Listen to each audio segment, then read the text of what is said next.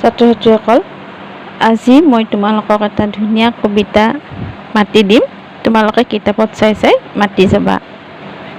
কবিতাটোৰ নাম হ'ল ফুল ফুলাৰ কথা।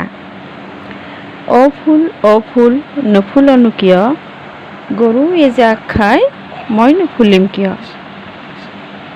অ গৰু আগ খোৱা কিয়, গৰখীয়াই যে মোক নৰখে মইনো নাখাম কিয়।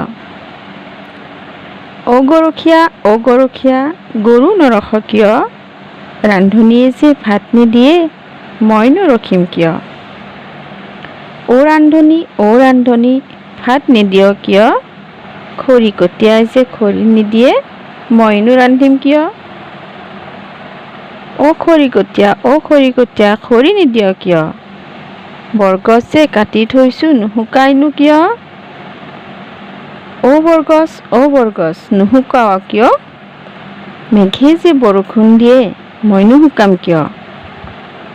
অ মেঘ বৰষুণ দিয় কিয়, ভেকুলীয়ে যে তুৰতুৰাই মইনো নিদিম কিয়।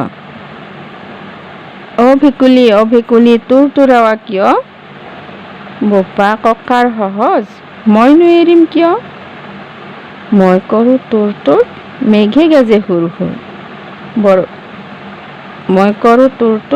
মেঘে গাজে গুৰ বৰষুণ পৰে হুৰ।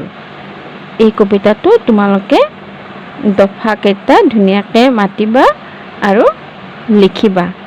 বানানবিলাকো ভালকৈ চাবা। মই কিন্তু মুখস্থ ল'ম দেই।